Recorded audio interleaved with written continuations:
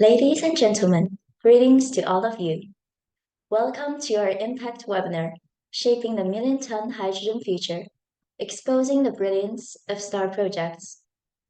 My name is Eileen Tang, Assistant Content Analyst at Leader Associates, and it's my great honor to be your host for today's session. The growth projections for clean hydrogen production are truly astonishing.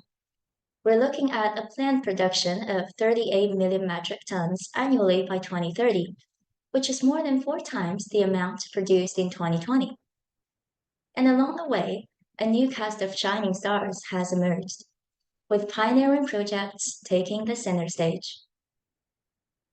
In today's webinar, we invite you to witness the brilliance of these star projects as they drive innovation, sculpt the early stage development of the hydrogen industry, and ignite the path towards the million-ton future.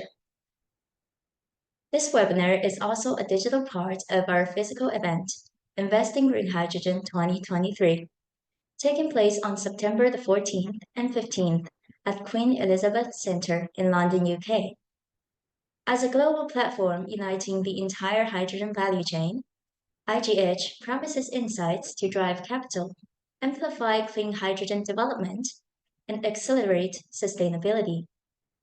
Here, I would also like to extend our heartfelt gratitude to our diamond sponsor Uniper, Energy Transition Partner RWE and ENGIE, Sustainable Port Partner Port of Antwerp, and lanyard sponsor EnBW. Now, let's delve into our agenda.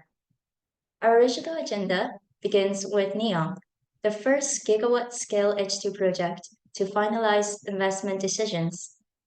Guiding us would be Mr. Roland Kavner. But unfortunately, due to some medical emergency, Roland cannot be with us today. We would release a recording about the journey of NOAA NEOM after the broadcast.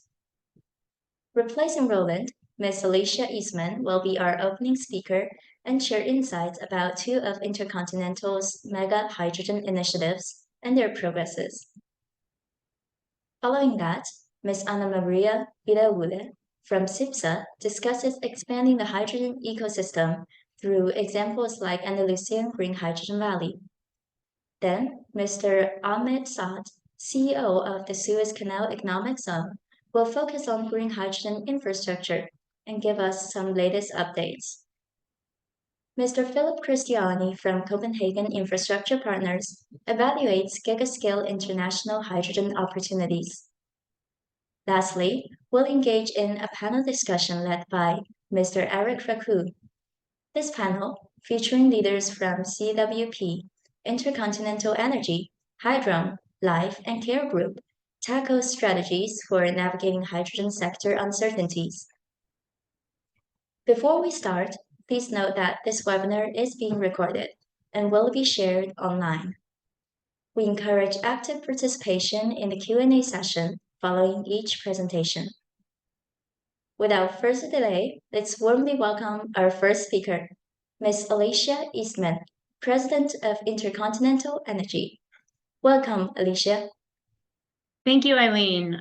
Thanks for having me here, and thanks to Investing in Green Hydrogen for organizing so many wonderful events. I would just like to walk through a presentation about our company. As mentioned by Eileen, I'm the president of InterContinental Energy, which we started about 10 years ago. My co-founder had a vision of where we could make the least expensive green electrons, and that has turned into both electrons and molecules with our projects. And if I can pop up the presentation, I can walk you through a little bit more about us and what we do and how we do it.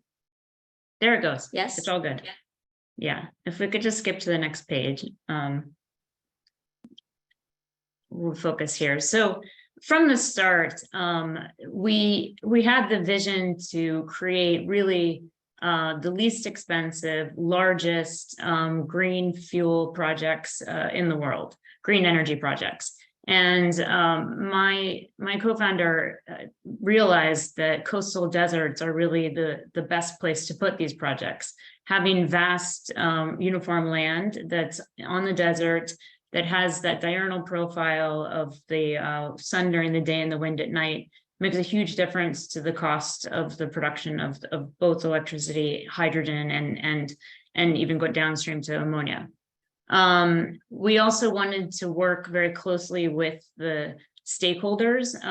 We saw in a lot of places where, especially in extractive industries, we saw that the partners or the neighbors, the people living in the community were not getting out of the product what the companies got, and that they were not entirely treated fairly. And one of our missions was to have not just about the environmental greening, but also having a just transition. And so it's one of the reasons we also focus on very robust partnerships. We look at these as marriages. The wind and the solar last 25 years, and you can repower. The ammonia is 50 years. So this is not a flipping situation. This is projects that are very, very long term, and they can make a huge impact on the community. And we'd like to do that with partners that we trust, respect, and have the same values that we do. And I think that we've been able to do that, which is fantastic. Lastly, we're a long-term investor. So our role in the projects is not just to identify them or to lock down the land or anything of that nature. Once we find a project we think makes a lot of sense, we build the partnerships, and we're in it for the long run. And I'll go into that in more detail on the next slide.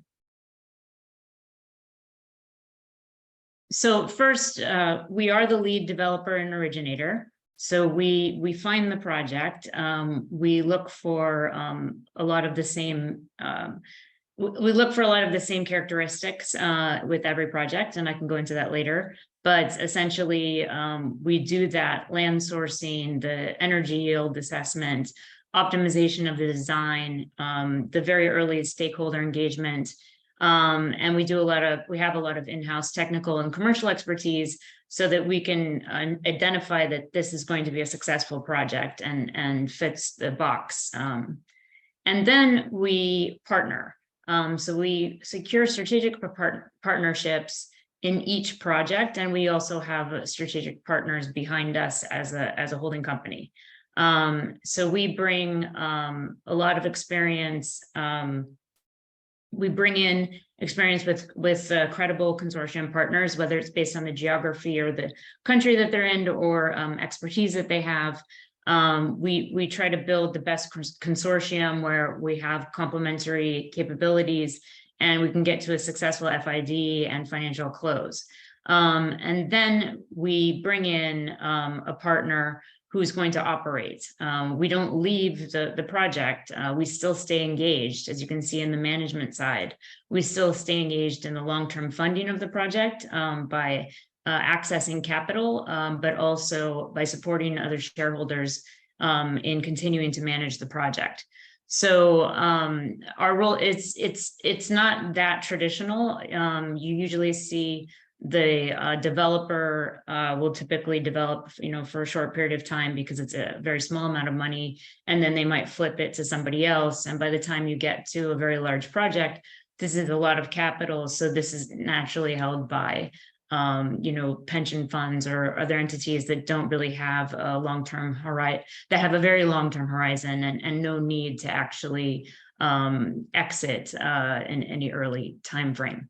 So this is the structure that we use, and this allows us to make sure that the vision that we have in the beginning with the project is actually executed going forward. So we can go to the next page. So this is why and how we choose the best locations for our projects. I think a lot of people are very familiar with this. They understand this now. But when my co-founder discovered this, it was still quite a new concept. And the fact is that solar, as everyone knows, is only on during the day. You're not going to get solar at night. But you can find locations that have sun during the day and also strong wind at night. And as you can see from these diagrams, the dip down in wind is during the day in most of our sites, and the obviously it rises at night. But the sun obviously is only on during the day, and then it dips down at night. So what that allows is a much higher capacity factor. So we're looking at projects with a capacity factor of 70% plus.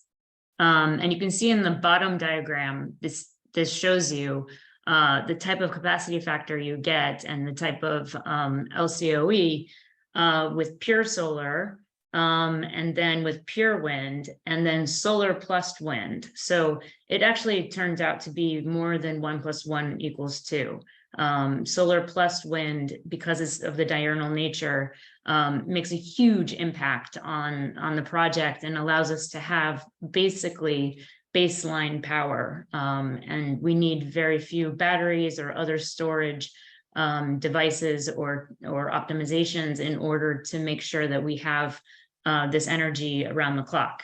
And that's very important for the downstream. So if we make hydrogen from these green electrons, and then we're making ammonia, you never want to shut an ammonia plant down. You don't want to stop any of your manufacturing or any of your processes, because that's very expensive. And so it's really important that you have consistency in your energy source. And in this way, we can have it be consistently available and also green. So that's solving the intermittency issue.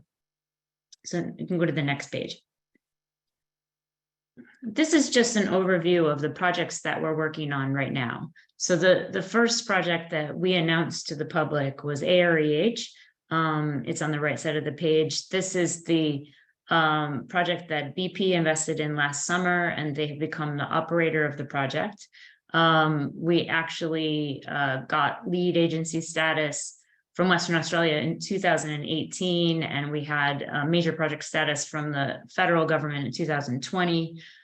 We already are permitted for 15 gigawatts of upstream environmental, actually 26 gigawatts, because the land is capable. This project, it's 26 gigawatts, but let's say any project around 25 gigawatts can produce approximately 1.8 million tons per annum of hydrogen, which would equate to about 10 million tons per annum of green ammonia, just to give you an idea of the magnitude of what each project can produce. Our second project that we announced is GEO, which is in Oman. And that is a partnership with OQ, which is a subsidiary of the Sovereign Wealth Fund of Oman. We also have Enertech, which is a subsidiary of Kuwait Investment Authority, and Shell joined us as an operator in December. So it's the same model as we're basically doing with AREH. WGEH is our second project that we announced in Australia, which is about 50 gigawatts of upstream. So it's roughly twice as large as the other two I just mentioned. And it is actually a joint venture with the traditional owners of the land. So these owners have native title, and we've given them a stake in the project. They have a permanent seat on the board, and we have a charter so that we can't do anything to their land that they don't approve of. And we got lead agency status from the Western Australian government in 2021. And we are in the middle of a resource monitoring and doing the concept feasibility study. We also just announced that Capco from Korea is going to be, we signed an MOU with them to work together on this project. And they're obviously interested in not just the operations or equipment or construction, but also offtake potentially of the product. And then we have a project, we announced a MOU with Aramco about a year and a half ago, and we had been working on a project which we call SARA, because I got very sick of all of the acronyms, the AREHs, the WGHs. So SARA is the Saudi Arabia Renewable Energy Hub, and it is similarly expected to have the same profile, but we're still working with the government because the master plan has not yet been released, but we're hoping that will come soon, and we look forward to engaging. Continuing to engage and a really fantastic project down the line. And then behind us all is GIC. So the Sovereign Wealth Fund of Singapore backed us in 2022. They were really gutsy to do that. They were one of the first to really invest in these large style projects. And they are a fantastic fund with a lot of different portfolio companies that are really, there's a lot of overlap and a lot of compatibility between their portfolio companies and what we're doing. So it's been a fantastic relationship. I can go to the next page.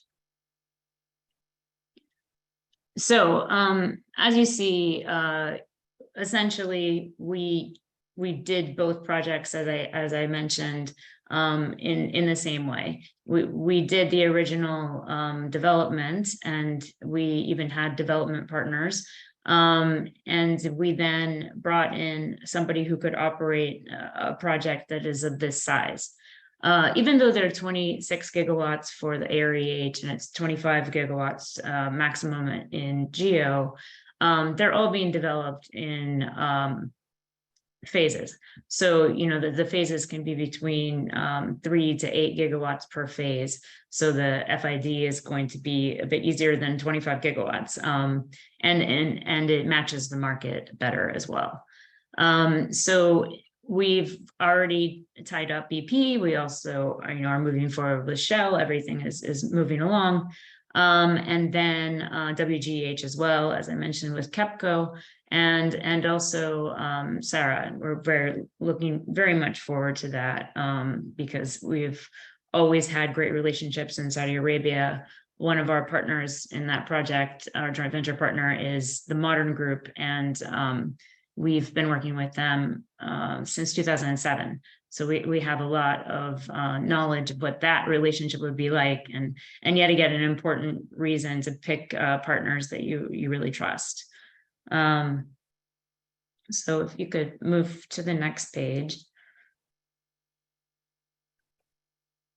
I think this is just the relationship with GIC that I had discussed. It obviously was a great endorsement of our platform approach, and the fact that we are one of the largest developers / investors in this space. We're also combining their financial capabilities and industry resources with these world-class green hydrogen assets, and also making this an opportunity for other investors down the line as we continue to de-risk each project. So this really unlocks the ability to mobilize these green ecosystems. By having such a large project, it's easier for us to attract a dedicated facility to make, say, electrolyzers, or to do PV, or to do blades for turbines. If they have an order book that they know is full, it's much easier for them to build a dedicated facility. And if we have green electrons that are the least expensive in the world, it's also attractive for different industries to come to the locations where we're making the green hydrogen and ammonia. And I think that this is making it eventually, we may start with exports, but eventually there will be a lot of companies that come to us that want to build their projects for the inexpensive green electrons or hydrogen, and sometimes even ammonia. If we can go to the next page, just a little short thing. We do have patent pending IP that is really important, and it was one of the silver linings of COVID is, although we did manage to get people on the ground in Oman to do wind and solar monitoring, it was really hard. And a number of other things had to be pushed off, and we had more time on our hands and we're not able to move forward, much like a lot of people for some period of time.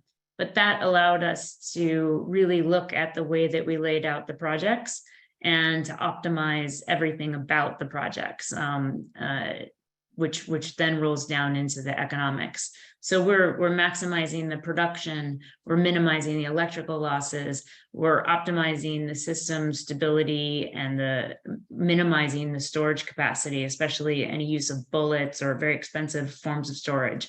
And we're maximizing repeatability, automation, modularity, and this phased construction, so that each phase is necessarily going to be cheaper than the last. And that is true anyway, because usually you do have the infrastructure costs will be heavily front loaded, and then each phase is going to be a lot cheaper. But this is actually what we believe will end up being the structure that most projects, large projects, will use, because it makes the most sense for our for the least expensive product. So whether it be the electrons, the hydrogen, or the ammonia, and definitely all three. And BP and Shell, who both were unaware of this structure, once we showed it to them, they agreed that it also made a lot of sense. So I think we're pretty happy that we had a little bit of a break so that we could come up with something that is much more optimal. And I think that's it for me. I've probably talked too long, in fact. I think it is someone else's turn. Thank you so much for your insightful presentation, Alicia. And here I've got some questions raised by our audience. So let's check the first one. Who are the providers of solar and wind from our audience, Sonia Davidson? So I don't think we will have the same provider for all 4 projects that we're anticipating. We very much look forward to having a lot more options on the solar side. We're looking at India and Saudi and the US, a lot of countries that are building solar capacity, whether it's PV or very different types of solar. There's been actually a lot of new developments, even in Saudi itself. So I think that we will be mixing up definitely the different solar providers. On the wind side, there's obviously fewer players. But there are a lot of advantages for, ECAs. So that will probably have an impact on decision making, because all of the players are all, very good players. But I think that there will be things like, let's say, rolling the steel for the wind turbines. Right now, you order the rolled steel, the turbine company doesn't even make it. You order the steel, it's rolled up, it's put on a ship, and you're basically shipping air. And that's not the most convenient, that's not the most optimal way or least expensive way to do things. And we would like to ideally see our hydrogen going into a steel manufacturer in our ecosystem and being able to purchase that steel ourselves, and use green steel for our turbines, rolling it ourselves as well. One of the great things about our projects is because they are so flat and uniform, we literally can just drive on and you can roll the steel ourselves and pop it up. There's nobody there. So it's a lot easier. You'll get to it. Yes, okay. This is just Thank you so much nice for people. Thank you. No, it's just nice things. I don't see another question, so I'll leave on that note. And thank you again for joining us today. And I can see there are still questions in our Q&A box. But please don't go away. Alicia will come back for the panel session, and hopefully the panel session will address more of our audience questions. Now let's move on to our next keynote speech, brought by Ms. Ana Maria Vidalule, Head of Renewable Hydrogen Structuring and Strategic Partnerships at CIPSA. Hi, Ana Maria, the floor is yours now. Fantastic. Thank you so much for having us over. A great conversation with Alicia just now. So to tell you a little bit about the CIPSA's Green Hydrogen Valley project, our ambition is to have about 2 gigawatts of electrolyzer capacity by 2030. This would represent an investment in the order of 3 billion euros. And we are going to start our first project in 2026 in the Huelva Energy Park. So the strategy of CIPSA is to produce hydrogen for its consumption, for the decarbonization of its clients, and also to produce green fuels, mainly to be used in the maritime sector. So we have 2 hubs where we're going to focus our priority projects, and these are going to be in Huelva and in Algeciras. In each of these, we're going to have a 1 gigawatt of electrolyzer capacity, and we're doing this with partners that really will help us complement the value chain and add, from a strategic perspective, a value to the project. So we have, there are certain alliances from different players that will be off-takers or will be able to supply renewable energy or add complementary aspects in at different phases and in the different locations. So why the Hydrogen Valley? So CIPSA has 2 energy parks and would like, as part of its positive motion strategy, to make sure that it really accompanies the decarbonization and the energy transition. So we are going to be producing hydrogen in Algeciras to be used in the bunkering activity. CIPSA is among the 10 largest, it's within the 10 largest players in the world in the bunkering activity. And Spain is extremely well located from a logistic perspective, from an energy integration, energy transmission grid perspective, and the port facilities perspective. Therefore, in Huelva, we're going to be focusing on the bunkering. We're going to be working together with the Port of Rotterdam. We have announced a partnership with them. And we have also announced a partnership with the ACE terminal.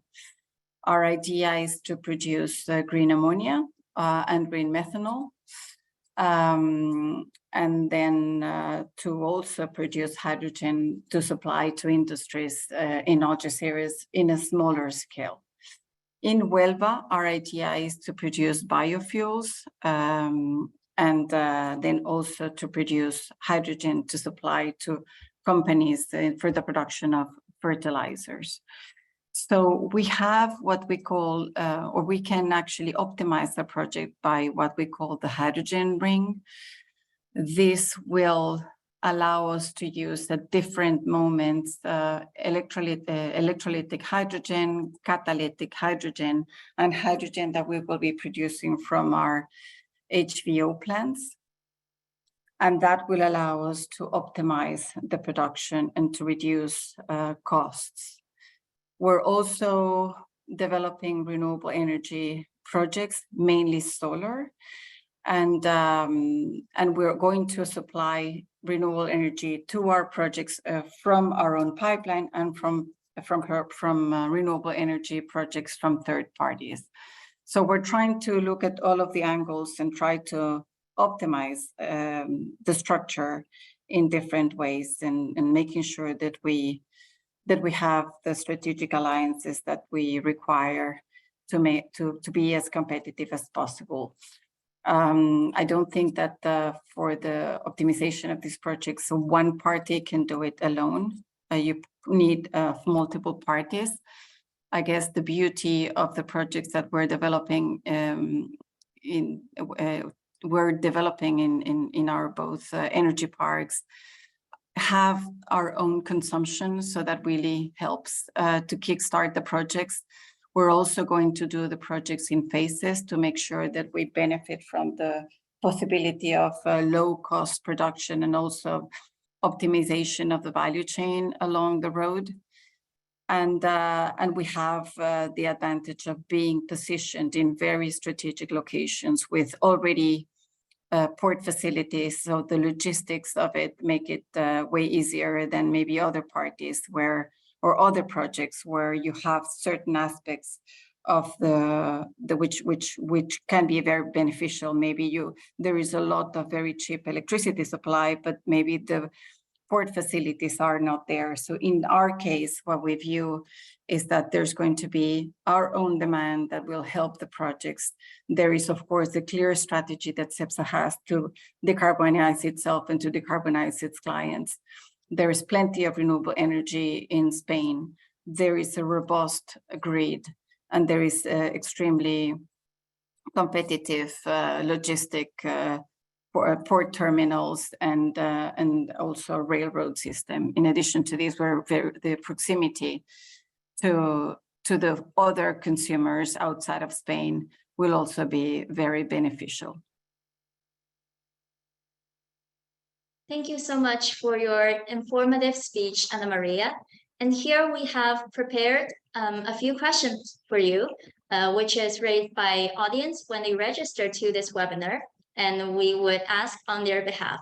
So the first question is, what is the benefit for investors to enter now instead of waiting for later projects with an inherent lower risk? Well, of course, I mean, the benefit probably you would be able to capture the upsides from the beginning. From our perspective, though, what we're trying to do is to develop partnerships that are complementary, that are more strategic than really financial. So in that sense, we're not really looking for financial investors at this stage. We are going to go forward with our projects with our strategic partners, and eventually, indeed, down the road, I think that there will be space for institutional investors or financial investors. But to go back to your question, I mean, from a financial perspective, yes, you would be able to secure probably more return that will come from the project. But of course, that comes with maybe less proven track record of the investment. Yes, thank you. And the second question is, what are the key barriers and common challenges faced by early stage projects? And how do you recommend overcoming them? So there is some technology risk depending on what you use. From in alkaline, definitely is the way more tested, and from it's also well perceived by the banking community. It's probably making sure that all of the structure is well rounded. It's you have the risk profile of the offtake, the risk profile of the energy supply, and the risk profile of the procurement and the construction of the project makes sense and is robust. In addition to this, there is a regulatory environment that is not necessarily completely certain. There are subsidies allocations that are expected to come in, but also which have some level of uncertainties. So it's a lot about the momentum and making sure that you are there, but also probably having the flexibility to delay, to decide that maybe you're going to do the phasing in a different way will be beneficial. And that's where we think that our projects are extremely well positioned. And in a way, having these partnerships with strategics actually also ensures that you're going to be able to find alignment along the way. There is no real commitment to a financial investor that has a hard deadline, and you're able to actually make sure benefit from or build the project and make progress at the best moment and when the projects are and the rest of the conditions are ready.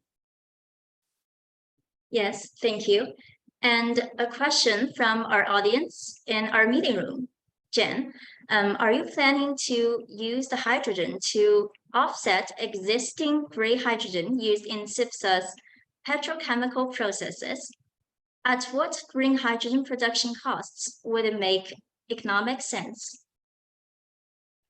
That's a great question. Part of the renewable hydrogen is going to indeed be used in the own decarbonization of SIPSA. But the primary focus is really to produce the green or the low carbon fuels. At what cost? I mean, the cost of hydrogen would need to be competitive for ourselves and for our clients, and this is what we're trying to secure. This competitive price, making sure that we're able to tap in all of the synergies that we can have in our energy parks, the catalytic hydrogen and the green hydrogen that we're going to be producing by the biofuel projects. So it's really not about a number. It's about making sure that the green hydrogen that we're going to be producing is going to be competitive. As it has to be competitive for third parties, it will also have to be competitive for our own energy parks. Yeah, I'm pretty sure they know. Okay, thank you. And the next question is, where do you see the initial off-takers being, and how will they address transportation?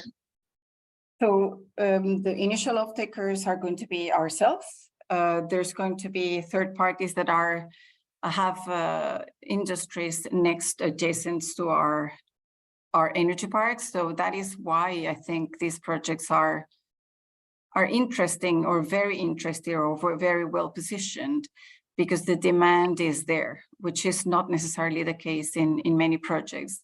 In addition to this, we're really more counting on hydrogen to be not to transport hydrogen, but to transport green ammonia or green methanol.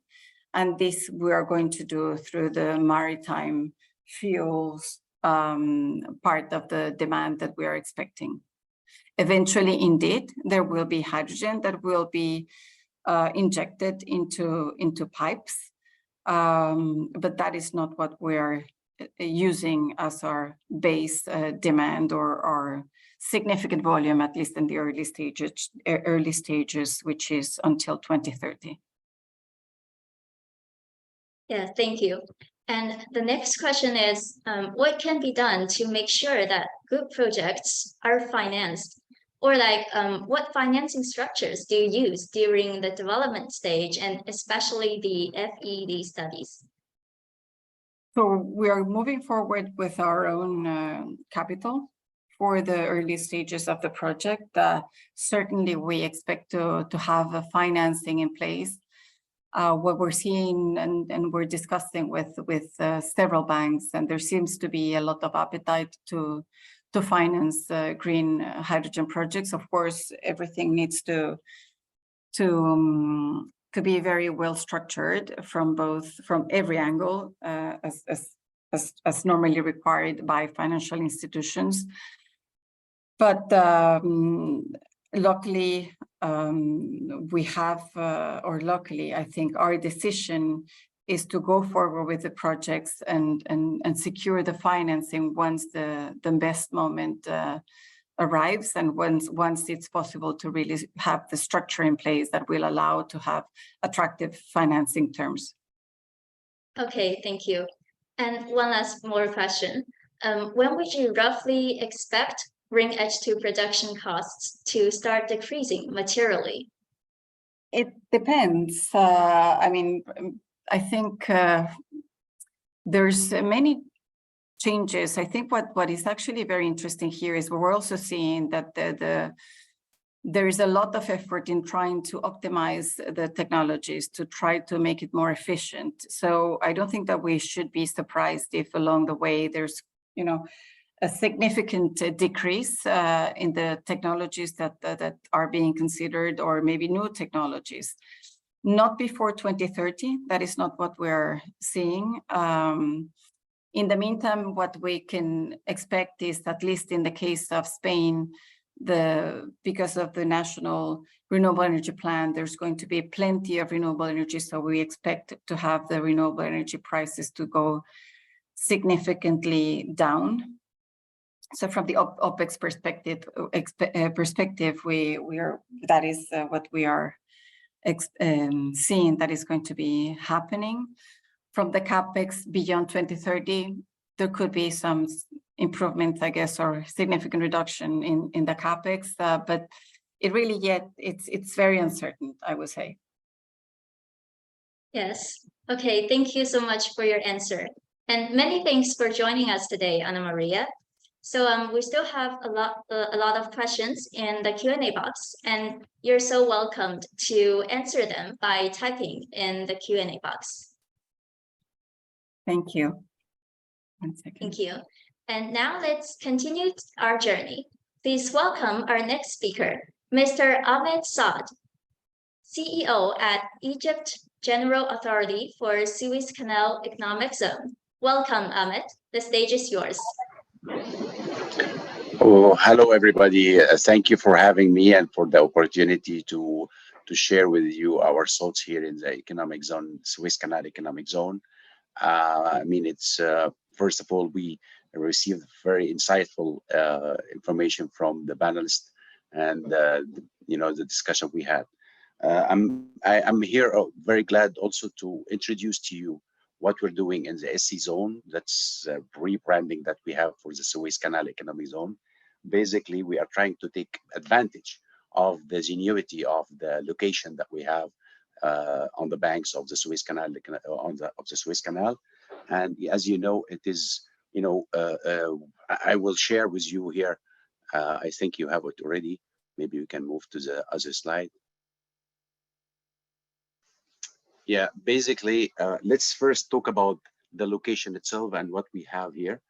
We have an integrated industrial area that has underneath it 10, components, 6 seaports. 3 of them are located on the Mediterranean, and 3 of them are located on the Red Sea. On the Mediterranean, we have East Port Said Port and West Port Said Port and El Arish Port. On the Red Sea, we have 3 ports, the largest of which is Sofna Port. All of them, I think, are undergoing huge expansion that are sponsored by the government, in particular to take advantage of the location and also to prepare the ecosystem for, preparing Egypt as a whole for the NDCs that was announced by the government to, prepare for the transition for renewable energy in particular. And in my view, this is a great, opportunity for the Great Sahara. On the map, when you see the world map, the Great Sahara is finally put for use because finally found a good use for the vast plots of lands that we have that was uninhabited. And now we can make advantage of the solar technologies and the wind technologies that can produce renewable energy, and also giving the very well positioned logistical position of our area. We can also take advantage of this with regard to the shipping industry that is expected to be one of the primary beneficiaries of the green hydrogen development in general. And so far we have with all the the developments and the ecosystems that we have been trying to put in place, we have signed 23 MOUs with many investors in green hydrogen from different parties around the world, whether it is Asia, Europe, and Middle Eastern investors. And we can see the appetite is more coming from the European market and the Asian market, definitely due to the how hungry they are for energy in particular, and how enthusiastic they are for the transition to green economy. I mean, and in doing so, we are trying to build what we call a shared economy or shared facilities that would enable all the investors to reduce their capex, provide more economics for their projects, where we can provide additional benefit and we can attract more investment in this area. Parts of this, of course, is the availability of the seaports that can provide, logistical support with regard to, whether transporting green ammonia or methanol. And also we have prepared the market by with returning to the bunkering market, because Egypt has been out of the bunkering market for a long time, and only like few months ago we have given a few licenses for fossil fuel bunkering, but also soon within the coming few days we will be making actually our first green bunkering in methanol, e-methanol, and green methanol. And actually Egypt has been put back on what we call the green corridor between the east and the west, and taking advantage of the location. In addition to this, we are looking into investing into infrastructure facilities that can be shared by medium-size and small-size investors in the green hydrogen area, whether it has to do with tank farms or power substation. And also we are looking into providing innovative ideas with regard to providing them with air separation units that could be shared among several investors, providing nitrogen and other supporting feeding elements into the green hydrogen production and the derivatives of green hydrogen in general. That's a quick view of what we're doing. And we are also trying to take advantage of the efficiencies that are achievable with regard to renewable production in the Egyptian market. We see that the solar efficiency in Egypt is one of the best around the world, and in addition to the complementary positioning of wind as well, because Egypt renewable can actually depend, 2/3 of which can depend on wind and 1/3 is depending on the solar. And with great efficiencies, I mean, we're talking about wind speed around 11 meter, that can reach actually 12 meter per second, which is one of the highest around the world. This all is providing quite a boost. And in addition, of course, to the robust grid that the country enjoys, thanks to the infrastructure investment that was, concentrated in the past few years by the government in order to provide a boost for that. In preparation for achieving Egypt NDCs, which actually is very ambitious. We are looking to reach 42% of renewable energy generation by the 2035, and also to take advantage of the location. I mean, we see after the corona and the geopolitical tension around the world that there are many players in the industrial world that are trying to diversify their production sites, and many of them are also trying to prepare themselves for the transition and the CPAM in Europe as well, by trying to decarbonize their production. And mainly those industries that are heavily users of energy are trying to take advantage of nearshoring if they have the opportunity to find a location that can provide them with closer location to their markets, to their typical markets. And in fact, with all these elements that can be contributed by the Suez Canal Economic Zone, we have seen very much strong interest, whether it has to do in the investment in the hydrogen itself, the green hydrogen production itself, or the industries that will benefit out of this. We've seen recently a lot of industries in the steel industry, cement industry, and pharmaceutical industries, in addition also to petrochemicals that are trying to decarbonize and prepare themselves for the transitional economy.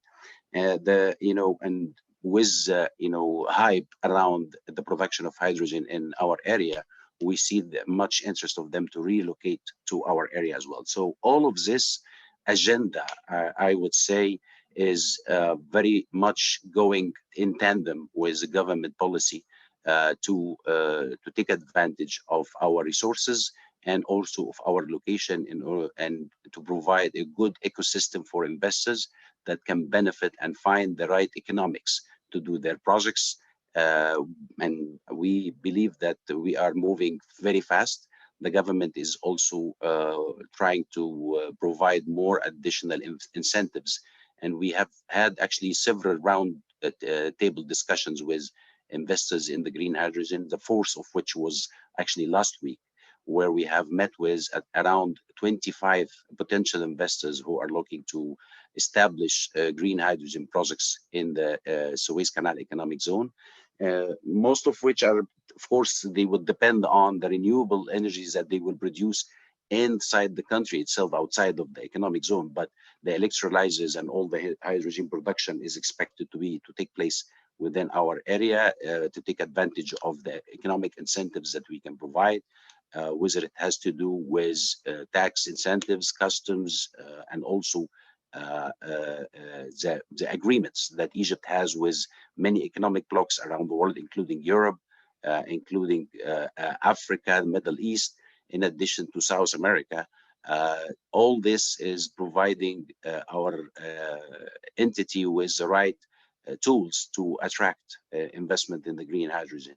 And of course, we anticipate and we are working very hard to meet with all the investors to discuss with them their concerns and to see how we can always be helpful in solving their concerns and providing more and additional incentives in this area, to the extent that actually the government is trying to partner with those investors when it comes to, when we find the right partner, we find the right story about the project, we believe that we can also partner with them, providing them with some capital in kind in the form of land allocation to their projects for to lower their capex requirements and their financing needs. I mean, that's a quick look of what we are trying to do, and I'm ready to answer any question that you would have. Thank you so much for your instructive presentation. And here I've got some interesting questions from our audience. So as we all know, Egypt is a popular market now, and many people are curious about incentives coming close. So one of our audience asked a very interesting question and wants to hear a comment from Suez Zone, a key market player. So the question is, it is heard that at least 3 large-scale green hydrogen projects in Egypt will take FID before 2024 2H. Does this sound right to you?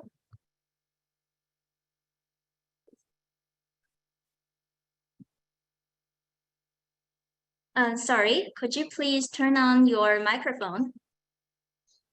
Sorry about that. Yeah, in fact, the number of Yes. 3 large-scale projects could be, on the, humble side. I would expect even to have at least 5 large-scale projects, in addition to probably 2 medium-sized projects, because we're talking to some larger investors. Maybe I wouldn't be at liberty to discuss the names at the moment, but I mean, we are having a very serious discussion with large-scale projects who are working very hard to do financial close within the coming year. So, yes, the number sounds to me, achievable. Yes, thank you. And another question is, there has been an industry debate regarding the use of technology like ammonia, methanol, or liquid hydrogen. And how would that affect infrastructure operators like you? Well, I mean, we have seen also the same debate, and we believe that, for example, for the shipping industry, green ammonia hasn't yet proven to be of sustainable, assumption for most of the shipping players. E-methanol is probably a more solid and a more, attainable, plan for the short term. at least. But for many other industries and for the transportation, I mean, for the ease of transportation of energy itself, I think green ammonia is also taking a larger view. I mean, out of the 23 MOUs that we have signed, of which 9 have been moved to framework agreements. And as I said, we believe probably we could close some like 5 projects in the coming few months. I mean, out of this, we have like 1 in e-methanol, green methanol, and the rest is in green ammonia. So yes, indeed, we feel that green ammonia has a larger hype, except for the shipping industry. For the shipping industry, more and more, we see that they are much more interested in green methanol. Okay, thank you so much for your answer, Ahmed. And thank you so much for joining us today. And there are still a lot of questions in our chat box and Q&A box. And we welcome you to type your answers in those 2 boxes. Thank you so much. And now we move on to our next topic. Let's invite our next speaker, Mr. Philip Christiani, partner of Energy Transition Fund at Copenhagen Infrastructure Partners, on stage. Welcome, Philip.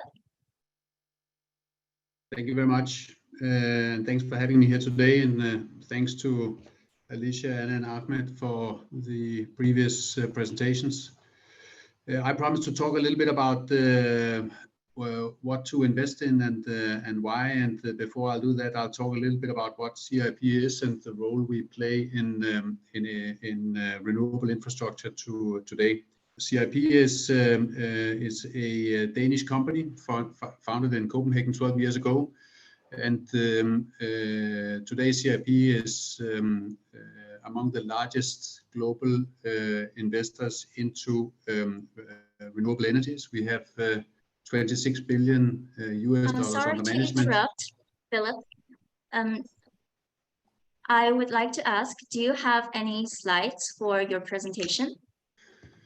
So, as I mentioned, CIP is an investment firm founded 12 years ago, and we are today managing 26 billion euros. And you can see the pipeline on the right-hand side of what we're working with. About 120 gigawatts of renewable energy is under development. A large part of it is in offshore wind. That's our DNA. That's where the company comes from.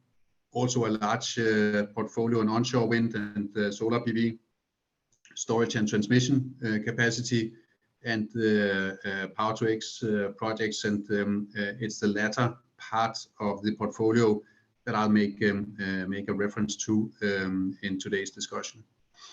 What is it we aim to, or where is it we aim to commercialize this? If you look at the box on the left-hand side here, this represents the total energy consumption in 2050 of the planet, about 320 exajoules. And we would assume that a very large part of the energy by then has been electrified. This is what we work on with our standard funds. This is what we work on when we develop offshore wind and solar. And then there's a part of it which is going to substitute it by the new green molecules, the molecules we've been referring to all afternoon in this call, the hydrogen, the ammonia, and the methanol of this world. And what is it they will serve? It's 5, and it's actually probably sort of 6 sectors that will be working on this. It is the chemical industries, including fertilizers, where we see a large use of both ammonia and methanol, maybe as much as 300 million tons. It is iron and steel production, where we're seeing a lot of movement right now in terms of decarbonization of especially European steel. It is in heavy land transportation, likely with hydrogen. It could also be a large part of this would be electrified. It is in marine fuels. We've discussed that. We discussed it with, or Anna presented the view of exporting ammonia from Algeciras, and we've just heard Ahmed also talk about the export of shipping fuels from Uncertainties in Egypt. It's for aviation purposes, where the electrification or the production of e-fuels, e-kerosene, is probably the most likely alternative to existing fuel types. And then the sector that I did not show on this chart, but which is also an important part of the discussion, is about power production. We know and understand that it is possible to add ammonia to traditionally coal-fired plants, and we have discussions with power generating companies, especially in Asia, especially in Korea, and especially in Japan. These two economies without any other really good alternatives for decarbonization. And what is it we are putting? What is it we're putting our money into? Where are we investing? And we're today managing about 3.2 billion euros worth of investments into green molecule projects. We built a portfolio of 10 projects, and we have 3 philosophies. Philosophy number 1 is to build on a relatively accelerated timeline to build projects in Europe, in markets where we understand the environment, where we understand the electricity pricing, the power pricing, and where we can see a route to at least 90% power in the grid by 2030. And this is the Nordics, it's in Norway, it's in Denmark, and it's in Iberia, it's in Portugal, and it's Spain. And here we're building projects, medium-sized projects, we could call them. Today we can call them medium-sized because we just discussed with Alicia and Anna. But if you talk about these projects in the context of Europe in general, these are very, very large projects. They are in the scale of 250 to 500 or 600 megawatts of electrolyzers. The second philosophy is a little bit like Alicia mentioned. It is to go to the countries of this world where the sun is shining and the wind is blowing. And we have identified a number of locations, and you will see some of these are neighbors to the projects that Alicia made references to. We have secured a large piece of land in Oman. We've secured a large piece of land in Australia. We're working on a project in Morocco. We have a large piece of land in Iceland, and a large piece of land in Magallanes in Chile. For the 2 last projects, we're operating in areas where there's so much wind that the solar part of the equation becomes less pronounced and less important. And the last important project that we operate is actually a blue ammonia project. It is in Louisiana, in St. Charles. And for those of you who are not familiar with the reference between green ammonia and blue ammonia is a project that is produced based on natural gas. But in the process of separating the carbon molecule and hydrogen molecule in the natural gas, we use the hydrogen molecule for the production of ammonia, and the carbon molecule is being sequestrated into the ground, into long-term storage 4 kilometers below the surface, into old and depleted gas fields. So this is what we are moving forward, and I demonstrated before where we are commercializing these projects, and I wanted to end this discussion with a little bit of a view on where are all the sectors, and why are we not seeing more expedient offtake of different projects. And I think this is the crux of the industry at this point in time. And most of it is driven by I would argue, by the lack of legislative speed, especially in Europe. Europe has made great strides forward, but we're missing the last points. And one of these points that we're missing is the final confirmation by the European Union of what's known as the RED III, and the RED III, the Renewable Energy Directive version 3, was supposed to have been confirmed by the European Parliament in July, and that has now been postponed until November. But if you look a little bit across the different sectors that we talked about before, and look a little bit on where we have some of the problems. If I look at chemicals and fertilizers, there's been a long history in chemicals and fertilizers to order and contract on very short terms with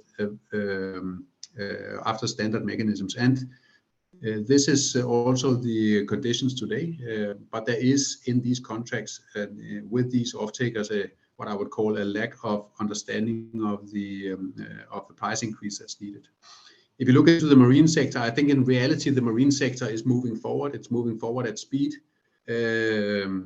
There's some issues, as Ahmed also made reference to. There are well-functioning methanol engines out there. There are no well-functioning ammonia engines out there. And that's sort of this technology issue that referred to here. On iron and steel, I think that's overall a very positive story. We are seeing very sort of conclusive evidence that there is a willingness to pay a premium, and we can see that literally all European steelmakers and a number of the global steelmakers are also moving forward to drive the decarbonization. On road transport, we're still missing a convincing argument for hydrogen to be used technologically as a fuel for trucks. I know we've seen a number of trucks and a number of pilot versions. We are still missing the at-scale solution. Co-firing is suffering a little bit for the same discussion as fertilizers, a lack of what you would call willingness to pay, but also, and here is a very interesting discussion about blue ammonia, a very, very large interest in the discussion of blue ammonia. On the aviation side, I think it's very clear that the technology works, the willingness to pay is there. There's very strong offtake, but here we are missing a little bit a standardized way of driving the technology forward. I'll try to conclude there. I'll be happy to answer any questions there may be, either in the forum or live here. Okay, thank you so much for your enlightening speech, Philip. And now is the Q&A session. So the first question for you is, what are the cost expectations in the future for the green hydrogen producing? That's a very, very good. That's a very, very good question. I think you can have all answers to that question between €2 and €5.5. It depends on whether you're producing out of Western Australia or out of the North Sea or out of Magallanes. I think and by the way, it also depends on another thing, which is the governmental support models, and the governmental support models are extremely important in this discussion. We haven't had a lot of talk about it, but as you know, the IRA, or the Inflation Reduction Act, was announced about a year ago in the US, and it was announced with about €3 per kilogram of green hydrogen produced, and about €1 per kilogram of blue hydrogen. And as you can hear with the numbers I quoted in the beginning, let's say between 2 and 5.5. If you get a €3 support scheme in the US, you will create a very, very, very competitive product. Okay, thank you for your answer. And the second question is, do you think there is a willingness to pay the green premium for ammonia or methanol, and in which end-use sectors? If not, what can we do to make project financed? Let me talk about that question and at the same time refer to Sanjeev, who's asking sort of more or less the same question on the web, yes, making reference to the steel sector, and I think the steel sector is one of the sectors that's now showing the way forward in this discussion. If you look at the steel has historically, and here I go back several hundred years, steel has historically been produced where you could find cheap coal. And this has been the situation. This was the situation in the 18th century, in the 19th century, and it will also be the situation in the future. And if you look at where the leading steel companies are now looking to produce steel, they are looking for the cheapest electricity. And they're looking for the cheapest electricity because steel is the largest variable input factor that you can now compete on a global scale, and it makes up about somewhere between 20 and 25% of the cost picture of steel. That's observation number one. The second observation is that when we look at the off-takers in steel, who are they? Who are the large off-takers of flat rolled steel? They are, for example, the automotive manufacturers in Europe, and they are the white goods manufacturers in Europe and all over the world. And they see that changing the, if you take a standard European car, which may cost you, let's say, 25,000 or 30,000 euros, the price increasing that you're seeing from adding green steel is maybe a couple of hundred euros. And there is a large willingness to pay among consumers of standard cars, especially if you look at the more expensive segment. So I think the answer is, if you choose to produce your steel in locations with competitive electricity, you will be able to claim a premium. We can see that. We can see contracts are being signed now. We can also see they're being signed at relatively attractive levels. And we can see that this seems to make sense. On the other hand, if you try to produce steel in historic steel areas, you will need a state subsidy. Otherwise, the equation will just not stack up.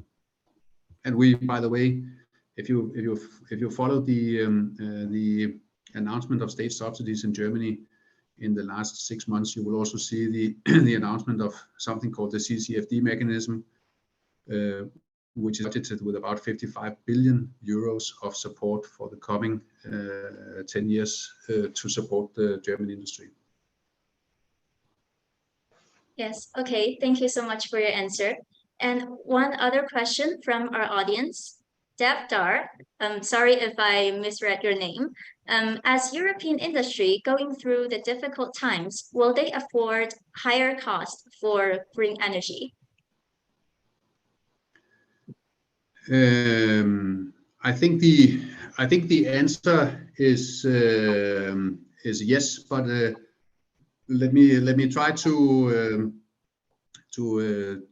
take the bigger picture here. I think what you're seeing in Europe now is an effort over the coming 25 years to crowd out the existing energy forms and to crowd out the existing production of or the existing sourcing of gas and carbon-based fuels.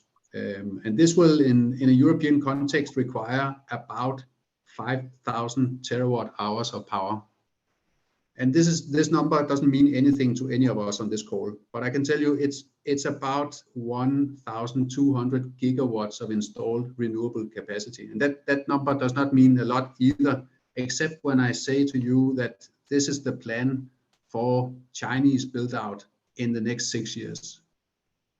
So the European industry will, and the European countries will need to create or will need to invest in energy. But the positive thing around that energy is that when we've built this out, we will have created an independent source of energy for Europe. And it will operate at very, very low cost for many years from now. And I think when we build scale into this, it will become evident that this will also be affordable. As an example, I can tell you that in my little country, in the little country that I live in Denmark, we now have about 1,500 hours per year where electricity is for free, just because there's a sufficient amount of surplus energy in the system to be able to capture free energy. Okay, thank you so much for your answer, Philip, and thank you again for joining us today. And you're very welcome to answer other questions in our Q&A box. Now we have reached the final part of the webinar, Leaders Panel. Let's welcome Mr. Eric Raku, editor and co-author of Touching Hydrogen Future from Boston Consulting Group, Mr. Charles Hayworth, Chief Operating and Financial Officer of Green Hydrogen Business at CWP Global, Ms. Alicia Eastman, President of InterContinental Energy, Ms. Rumaita Al-Busaidi, Business Development Director of Hydrom, Mr. Luke Rarick, Head of Central and Eastern Europe at Life, and Dr. Trygve Thor Herbertson, Global Head of Hydrogen Strategy and Partnership at Cray Group. Welcome, all of you. So thank you, Eileen. Is now a good moment for us to take over as a panel? Yes, please. Okay, so a bit of agenda here. We will have our conversation with just introduced panelists, where we'll try to answer what does it take to make ultra gigawatt projects? And this probably also includes what are the steps. And previous speakers already outlined the size of the challenge, some of the nuances. So we just continue on that fruitful ground. Each of the panelists will get 2-3 minutes to set out his or her view on the key uncertainties they see in the market, and perhaps already few suggestions how some of this should and is being addressed. Then we'll enter a bit of debate between the panel and also start taking questions from the audience. We have roughly 40 minutes. The good thing is, if I understand correctly, Eileen, we could overrun this a bit because the first speaker fell out. So without further ado, I would like to start with Rumaita Al-Busaidi from Hydrom, who will give a newcomer's view to the sector, as she recently joined Hydrom as a senior leader, and also already raised some of the flags around what's needed to address uncertainties. So Rumaita, floor is yours for the opening remark.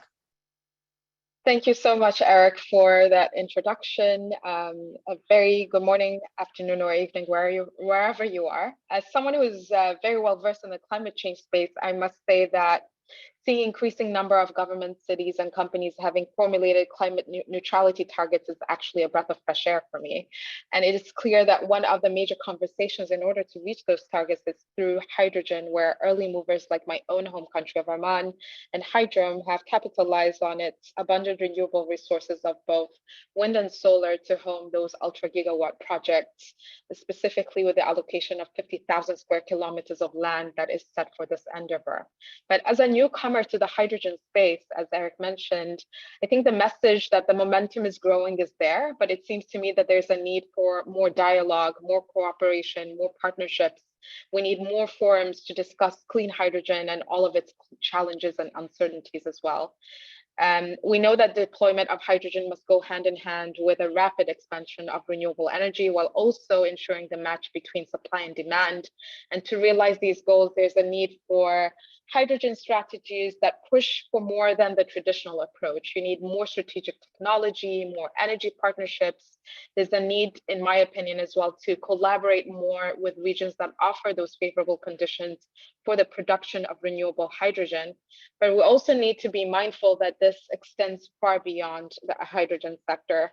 We're anticipating, based on a lot of reports and modeling, that international hydrogen economy will actually reshape the global energy landscape, and it will affect the way that we actually do business and as well broader economic relations, especially as they take place against the backdrop of major geopolitical realignments. And this in turn raises the question on whether we will see new dependencies and will there be vulnerabilities within this emerging hydrogen economy. Like, for instance, the development of international trade in hydrogen requires major investments in infrastructure, and that's for the production and transport of hydrogen.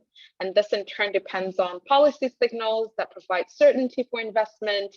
So what comes first and how do we do that?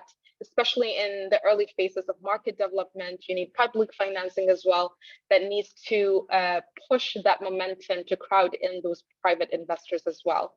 So for me, I see that partnerships between potential importers and exporters will have to be established to create this needed policy framework and financing.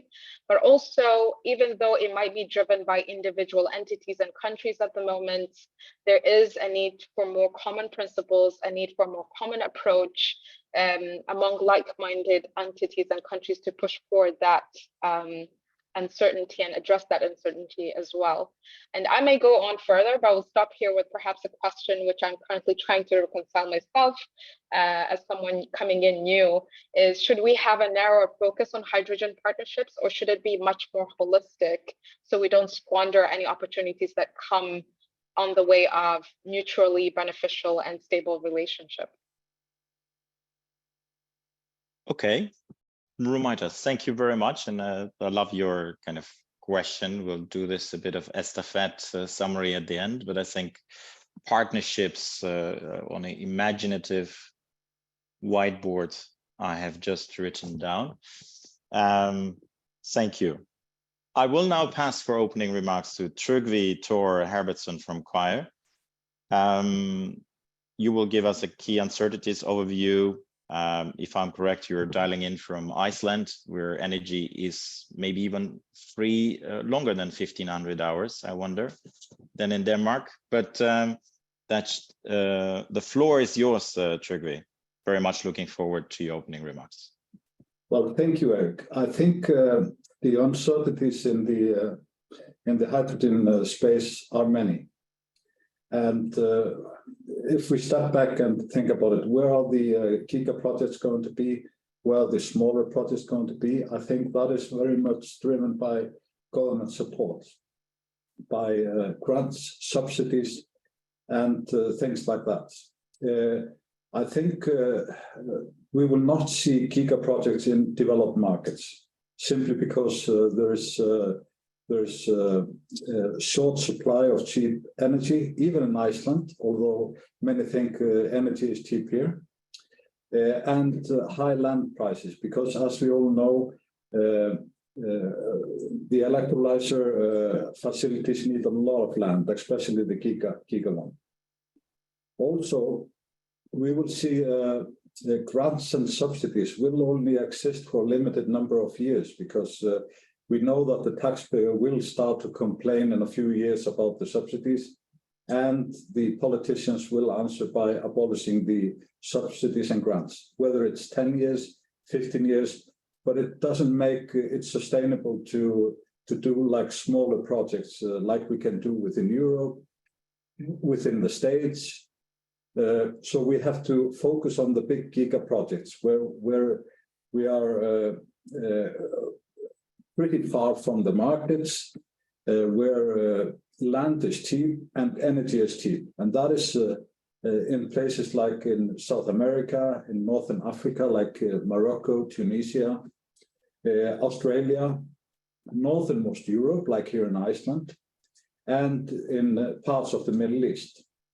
So that leads to the next uncertainty, which is transportation. Transportation will be a big issue, because if we're going to be producing hydrogen far away from the beaten track, so to speak, we will have to think really carefully about the transportation of the hydrogen. And that brings us to which carrier are we going to use? Are we going to use ammonia, methanol, SAF, liquid hydrogen, and so on and so forth? And these are all questions that need to be answered. Practically the only carrier that is well developed today is hydrogen, is green ammonia or ammonia. So that will be there's a big uncertainty which carrier will be on top. For example, the methanol or the carbon-based carriers, it's not obvious where you're going to get the CO2, for example, like in Iceland, where there's practically there's no biogenic CO2, and there's little CO2, industrial CO2. So where are you going to get the CO2? Are you going to be carrying or transporting CO2 around the world to be able to produce carbon-based carriers? And the last thing is the financing. It is estimated that in the next 25 years, or after 25 years, we'll be producing around 600 million tons of hydrogen. To be able to do that, we will need to invest over $9 trillion. $9 trillion. And where are we going to get all that financing? Where is that going to come from? So I'll leave this investment includes of course, the investment in the renewable energy installations. So I leave, if there is anything else, I'll leave it to the Q&A. Thank you, Eric. Thank you, Tryggvi. Yeah, 9 trillion. I would almost argue, depending on what you relate that amount to, that finance may actually be there, at least from some of the studies and conversations I've been part of. The availability of capital could be there if we just nailed many of those other things you mentioned. So thank you so much. We'll take financing scale into our whiteboard. And we'll move now to Charles Harworth, who kindly agreed to step in for Rami, who is now in the air. So CWP Chief Operational Officer, but also CFO. I'm amazed, Charles, you're combining two pretty complex jobs and also helping out your colleague. So, wow. I think many of us can learn from that. We are looking forward to hear from you. What do you, as one of the key developers, see as key uncertainties, and how do we get there? Please, Charles, floor is yours. Thank you for the introduction. So I'm here representing COP Global. We're one of the largest independent developers of green hydrogen projects around the world. We've got a portfolio of more than 100 gigawatts under development. And actually, it's good to follow on from the panelists from QA just now, who raised a lot of the issues that we're trying to solve as part of our development projects in conjunction with partners like ICE and InterContinental and BP and others. So our hypothesis is relatively straightforward. Most of the developed countries in the world are going to need to decarbonize their own economies locally. So renewable energy will continue to be deployed in developed countries and used to directly decarbonize the grids. Now, the market is there. We've seen the quantity of renewable energy that needs to be produced to decarbonize these hard to decarbonize industries. So how do you do that? How do you deliver the hundreds and hundreds of gigawatts of power that need to be delivered? And the answer is through going to different locations, and that's what we're looking at. So we have looked for locations around the world. So one, how do you bring the cost down to make an acceptable cost? Well, you have to find places with incredible resources. Plus, you need to find space to be able to develop these very, very large scale projects. So gigawatt scale projects need hundreds of square kilometers of land to develop. And that's why CWP is currently developing a portfolio of projects in countries such as Mauritania, Morocco, Djibouti, Australia, Argentina, where you get basically the combination of very large uninhabited lands. You've got extremely good renewable resources, in some cases wind and solar, sometimes wind alone, For example, in Patagonia, the wind speeds are higher than some places in the North Sea. So you're talking about offshore level wind speeds, but onshore. And then in Mauritania, you couple that with some of the best solar resources in the world. So we solved the problem that with the renewable technology, which is improving every day, we can deliver very good cost of electricity. Now, these projects, though, are inherently not grid connected and far from centers. And so then the question is transportation. So the first challenge to really unleash these projects is by finding out what the offtake product is. Right now, our hypothesis, as has been mentioned by multiple speakers today, is ammonia as a base case, but the jury is open and we're keeping flexibility. And for our projects, because they're so large, we're very likely to have multiple phases. And we could see for these very large projects, our projects are ranging from 5 to say 50 plus gigawatts each. Different phases could have different offtake vectors. And we actually going to remain relatively agnostic as we move forward in the development. So we can deliver the very low cost of renewable energy, and then we'll couple that with offtake vectors. Ammonia is an obvious one, particularly if the IMO puts in new regulations for shipping to decarbonize. The other one is for some of our projects, such as in Australia and Mauritania, our projects are co-located with iron ore. And one of the best actual carriers of hydrogen, if you think of it in that context, would be direct reduced iron ore, so DRI. So we could directly reduce iron ore and then ship that to the demand center. So the question really is going to come down to what product does the demand center want? Do they want to import ammonia and crack it back to the hydrogen? Do they want to import direct liquid hydrogen? Or do they want to take green iron or green fertilizer? And that, frankly, is still up in the air. I thought the presentation from Philip from CIP really laid out, the current landscape very well. And I think we'll see a mix of all of the offtake products. The next thing that's very important is once the demand centers have decided what products they want to import, then obviously the policy landscape needs to be clarified so that we make sure that these projects can go forward. Typically, what we're seeing is these super sites are in the global south. You're talking Africa, Latin America, and other sites like this.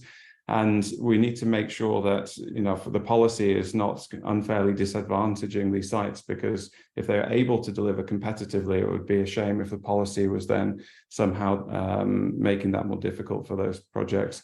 And then the last one is the supply chain. The supply chain is, I would say, a problem to be solved, but where you've got scale, you can attract technology partnerships and you can develop, and you can also develop locally. And again, if you're doing multi-gigawatt projects, you will attract local suppliers to build in country. So that's what we're looking at. And those are the main three pillars that we see. Thank you, Charles. And I think I'm hearing carriers, including let's put it this way, already half raw processed materials instead of just pure hydrogen, ammonia, methanol, liquid hydrogen plays or liquid organic hydrogen carrier type of question. I'm also heard a kind of implied reference, I guess, to something like Inflation Reduction Act influencing how the flows globally may go versus, for example, blue ammonia and green ammonia. And it's an interesting question also, particularly as, I guess, in 10 years or so, by 2032, IRA will expire. But the question is, what kind of legacy will it leave behind on other markets? And how are they responding? I will put on our whiteboard definitely the carriers, but also, role of incentives in shifting initial offtake hubs. Thanks so much. Without further ado, we are moving on to Alicia Eastman. We already had a great presentation explaining how some of the work ICE has been proceeding. Alicia, I think you wanted to focus on already on some of the solutions in your opening remarks. So the floor is to you. Great, thank you so much. I mean, I echo a lot of what the previous speakers have said. I think ammonia is kind of a no-brainer, given how many applications there are to use ammonia as ammonia without even having to crack it back, and the fact that you can even have ammonia fuel cells. And we're also very focused on shipping, using ammonia as a shipping fuel. And I think someone mentioned earlier how difficult biogenic CO2 is to get. And I think if you look at shipping versus aviation, they can't have a new aircraft for 15 plus years. I mean, it takes a long time to redesign an aircraft to use different fuel. And so a lot of that biogenic CO2 is going to go into e-kerosene because that's the only long distance option that aviation really has. And then that means that shipping will have even less than what we expect them to have access to make methanol. So, and a shipping vessel can be created in 1.5 to 2 years. You can redesign it, you can do everything, you can build it, you can, automate the engine room, you can use, and you can use ammonia. So I think that shipping is actually has a easier time of switching fuels, and they are also they're pretty motivated to do it. And definitely the new head of the IMO is very motivated. So I think that's a great sign.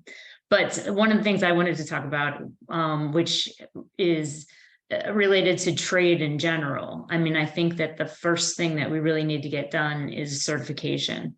And when I say certification, I don't mean I think that everybody in the world should agree, every country should agree to the exact same standards or regulations, whether it's RED 2 or whether it's IRA or whatever.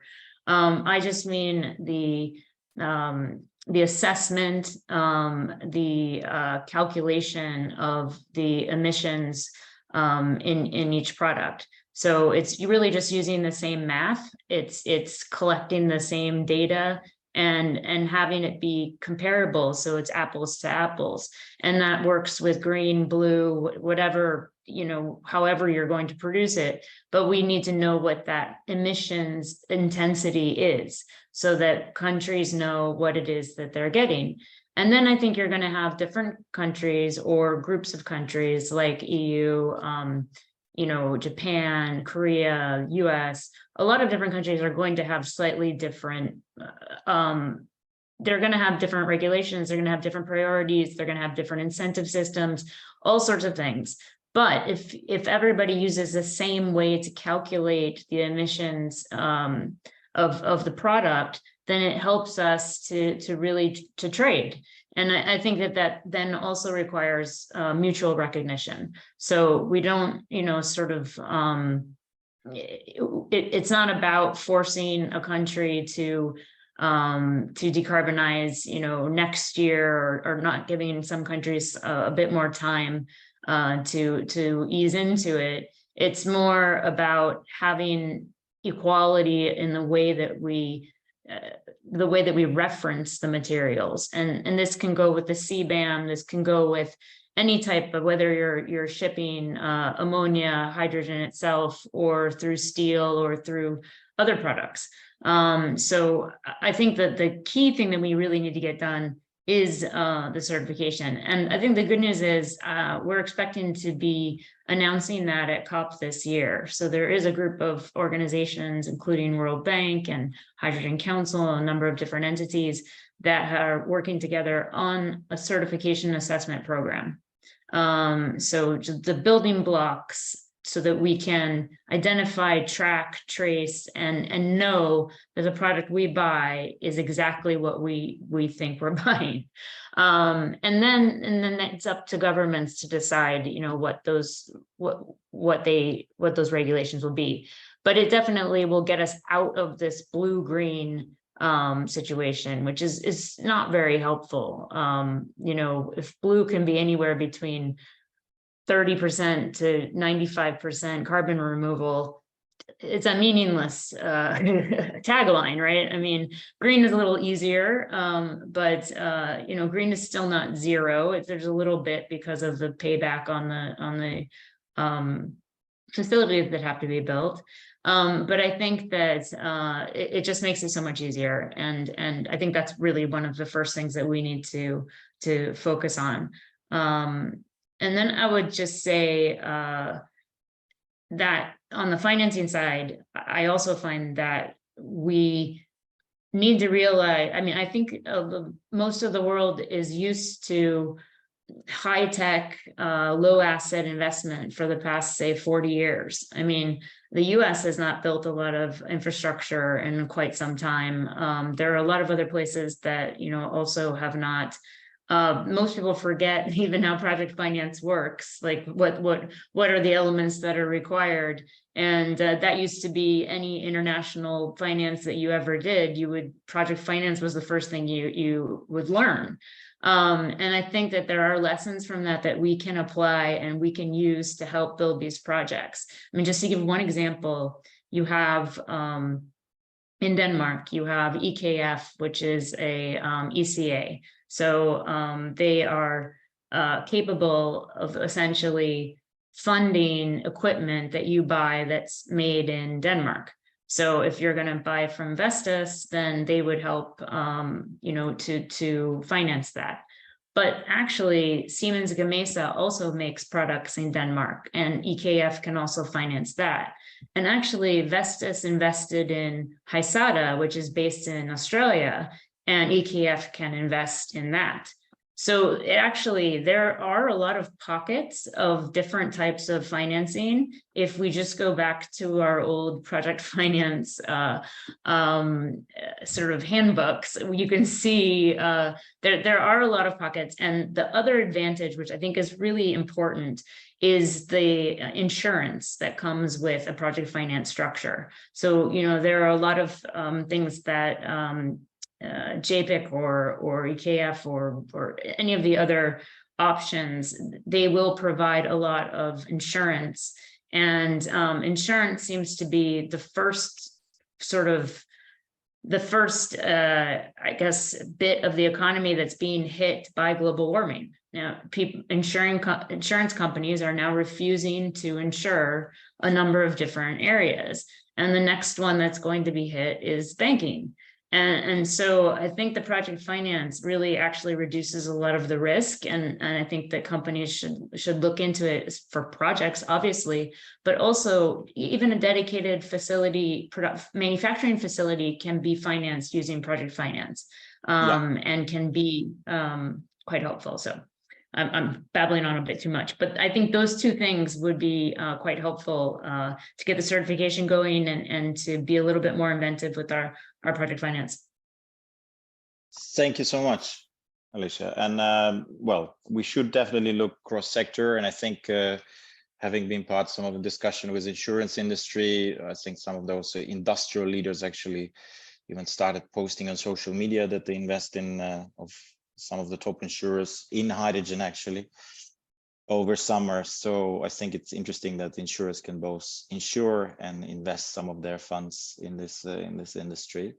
And there is definitely, as far as I'm aware, even a working group of insurers globally looking into how to insure ultra gigawatt projects. Probably something for our organizers here, Eileen and others, to get some insurers also on some of the next panels to show that it's no problem to go with gigawatt projects. On this note, putting on the board, we already had, you know, project financing on our whiteboards next to carriers. We'll be coming back perhaps to panel for more ideas.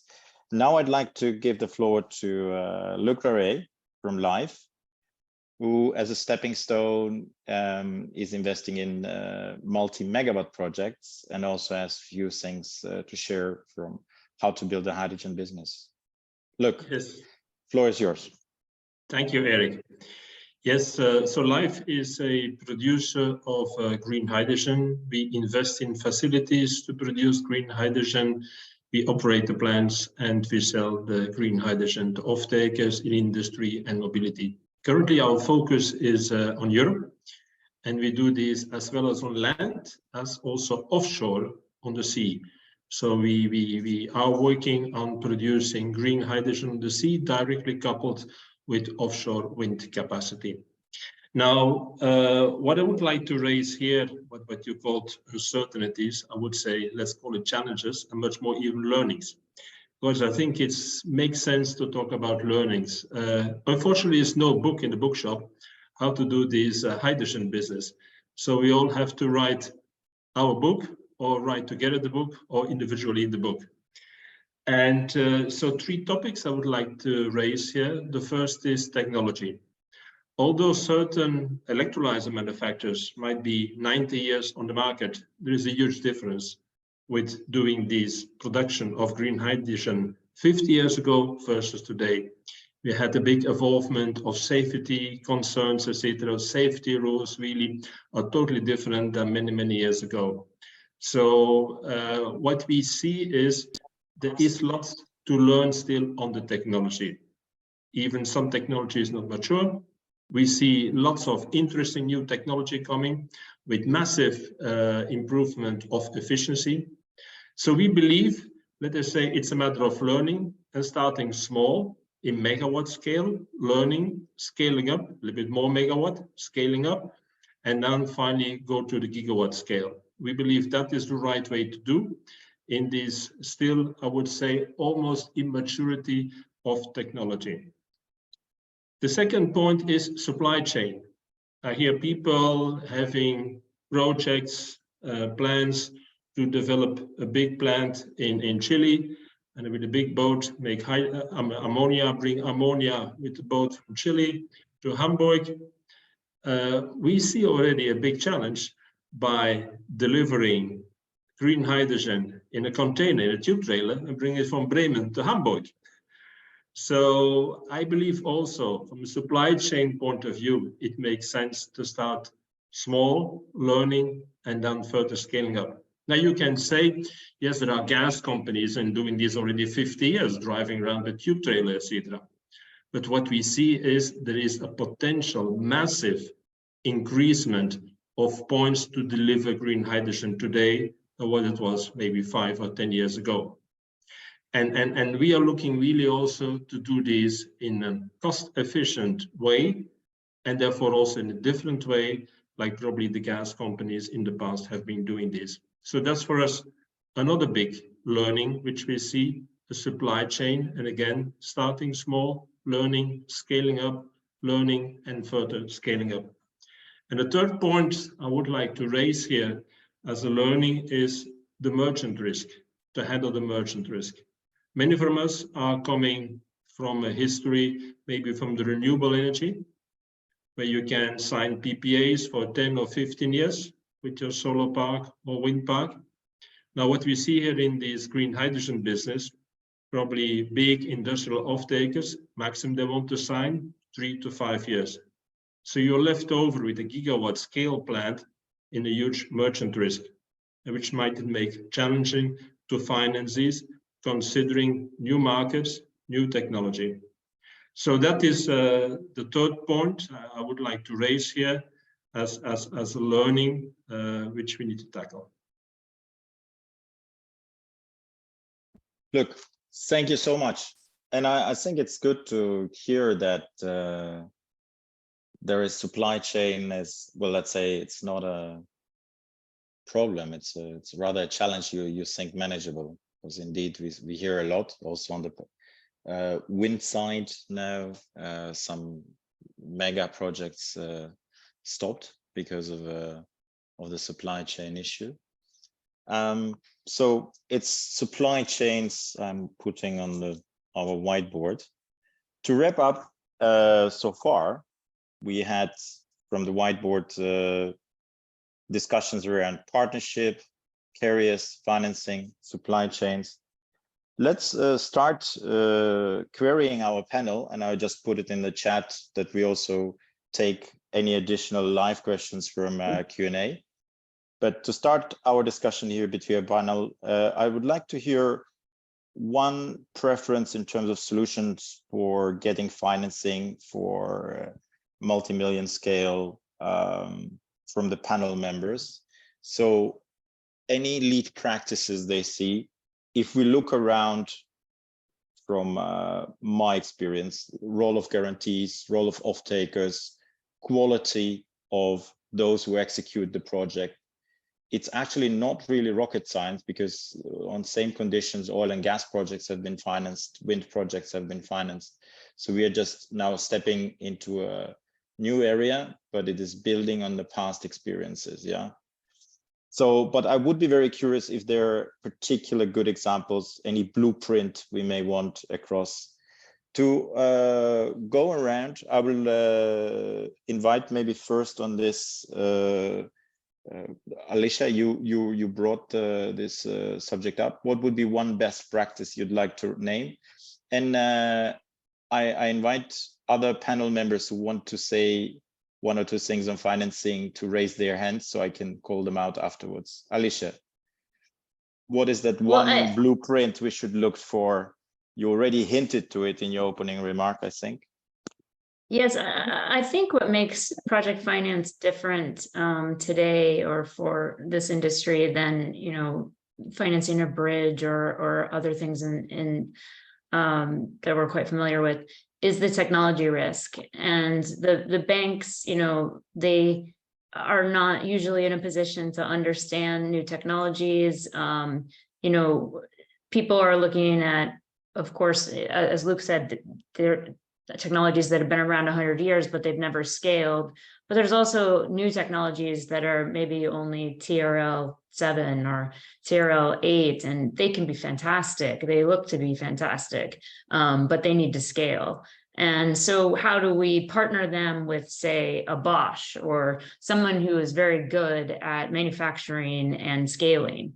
Are there other solutions that we can do so that we can have access to products that have better profiles? They have a smaller footprint, they have a lower operating cost, a lower capex, higher efficiency, all of these things, but they don't know how to scale, or they could even be people who have experience scaling, but that particular product has not been scaled. And how do we make the banks comfortable with that? Some banks like Banco Santander and a number of the French banks who have always been good at project finance, they're hiring technology people, they're hiring people with expertise in this space so that they will be more comfortable with taking on some of that technology risk. And on the other side, we don't have a number of the risks that oil and gas or other infrastructure projects may have had, because they are usually in pretty difficult jurisdictions, let us say, like so political risk and country risk has been the thing that you mostly needed the project finance for. And now, not less so of that, you don't need that so much in Australia, but you do need maybe the technology risk. And so it's just a changing of the emphasis. I think the other difference, which we hadn't brought up before, is that, you know, we are somebody's scope 3. Like, everyone has to kind of keep that in mind. And eventually, you know, we have to meet our own targets, but also we have to make sure that all of our suppliers and everyone down the chain is basically complying with the ESG requirements that are increasing. And so when you get funding from any of these banks, they also have ESG requirements. And the certification will eventually have more and more social and governance elements added to the certification. It might start with just emissions intensity, but eventually will also include not employing slave labor, not, you know, I mean, there's many things that people don't want from their supply chain.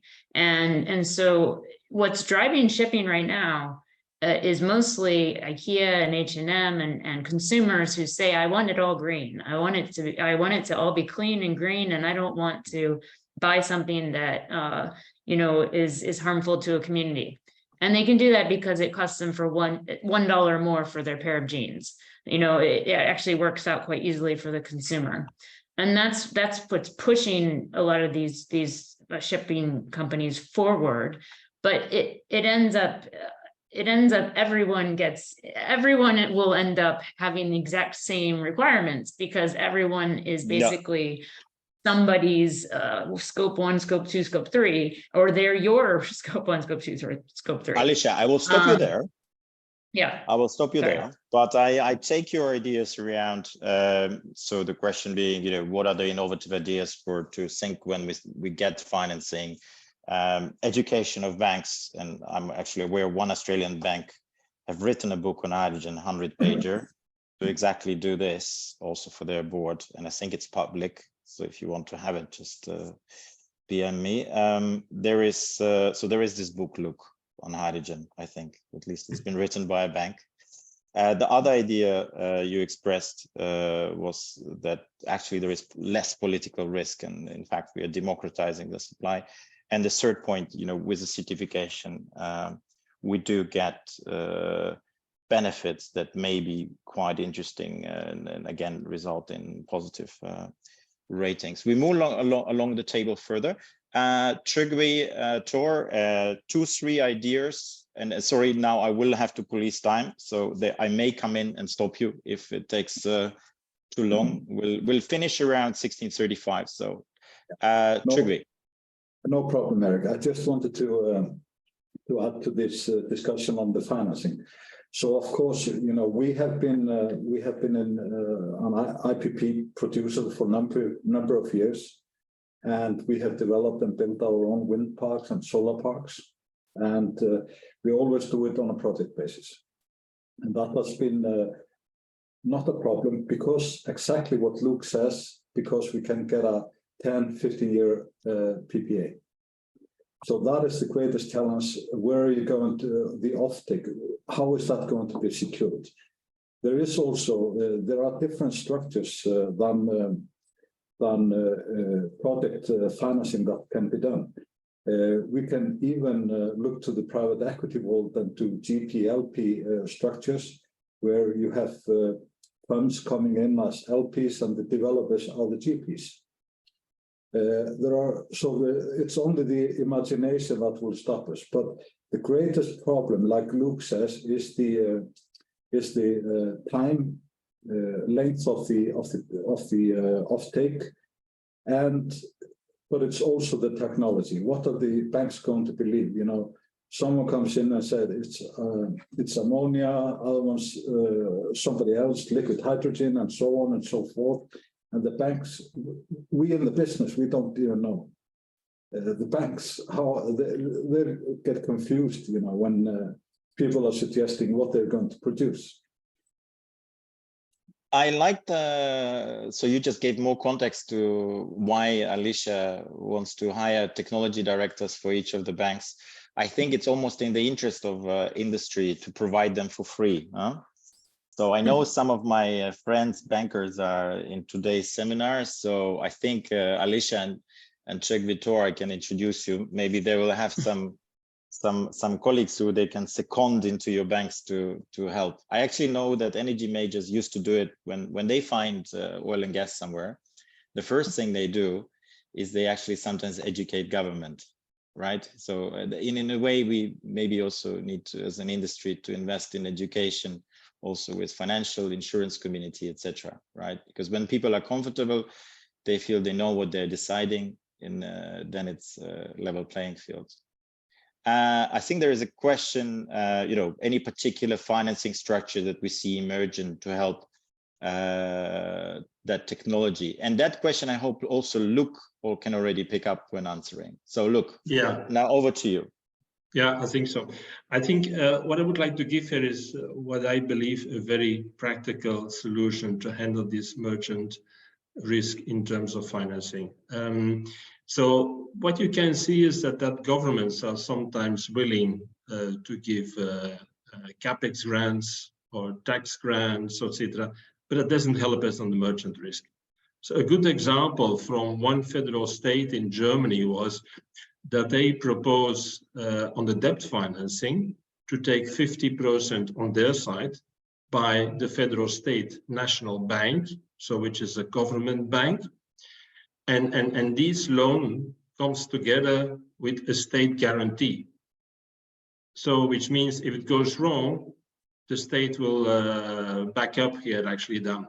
So which makes it easier or more charming, I would call it, for commercial banks to step in for the other 50%. And I think this is really something which helps directly on the merchant risk. So no rocket science, no. guarantees we start with. I think to take one de-risking mechanism I see is when also some of the development risk is already taken away by parties that organize the shared infrastructure. So I think that was another question I was keen to bring in, and also partnerships around it. And I was hoping, Romaita, maybe you want to spend 1 minute on role of what can you do to de-risk some of the developers seeking to do this, and then probably after that we pass on to Charles to almost respond live. Does that help, or what other ideas in terms of shared partnerships you would welcome, which would de-risk you? So Romaita, shared infrastructure, how is that perhaps can help us? Sure, thanks, Eric. So in the perspective of Oman, we've taken the responsibility to make sure that we are going to be developing the shared infrastructure. So the developers will only have the task of doing the integrated project of renewable energy generation, the green hydrogen production, and the derivatives, where the remaining infrastructure is going to be taken by the responsibility of the country to make sure that that infrastructure is there. From that perspective, it lowers your costs definitely, where the pipelines that you need for your water, the electricity transmission lines, the green hydrogen pipelines are all taken care of. And it also shows that we're putting some skin in the game as well, that we're not just promoting just for the sake of promoting land, but that we're serious when it comes to really developing the green hydrogen specifically sector in the country, and really kind of enticing as well investments, because at the end, if there's no public financing, especially at this early development stage that a lot of talk is on, you're not getting more investors and private financing as well coming in. And we've seen, at least from the first round of the auctions that we've had, that it has been widely received. CIP, as one of the partners as well that have signed in, were very welcome to that approach as well, when it comes to really striking partnerships very early on to make sure that these projects reach the FID, reach those targets that they want to reach for. Thank you, Romaita. Charles, it seems the famous last words are with you. So how can we get this ultra gigawatt things moving? What can we do to mitigate risk? Any final thoughts you'd like to add before we wrap up the panel?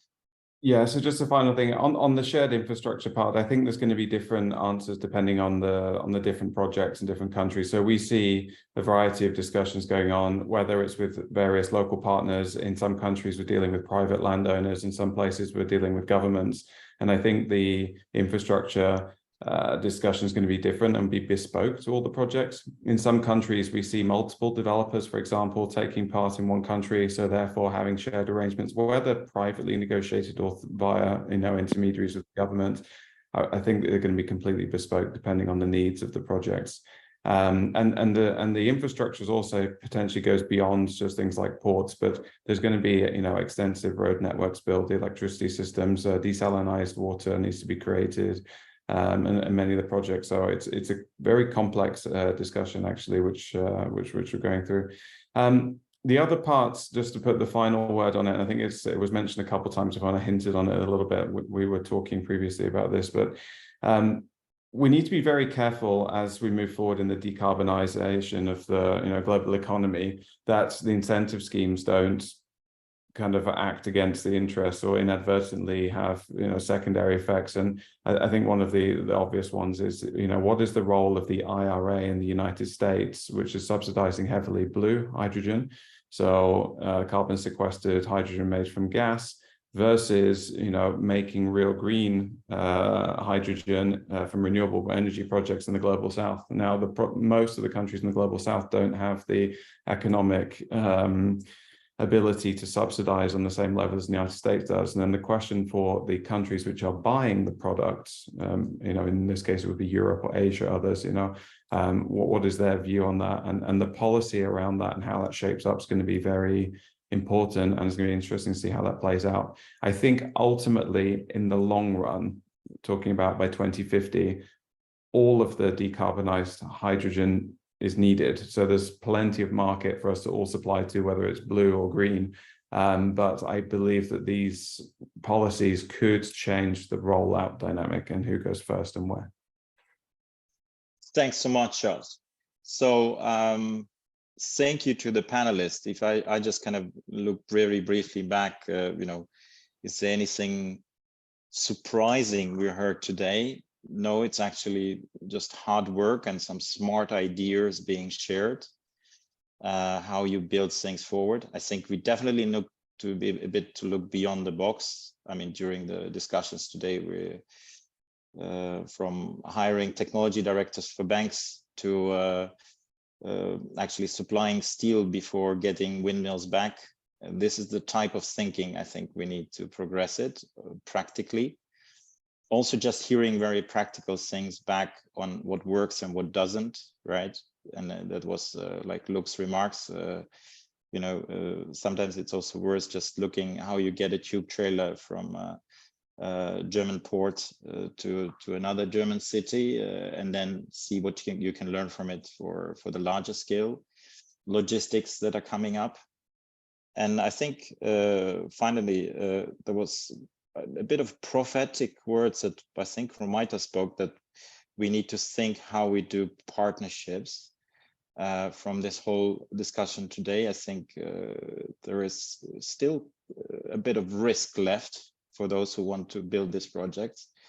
And one of the very old-fashioned ways to share risk, and I think the Dutch invented that already when going for spices to Zanzibar and other places, is doing consortia, yeah, and thinking about how you form partnerships.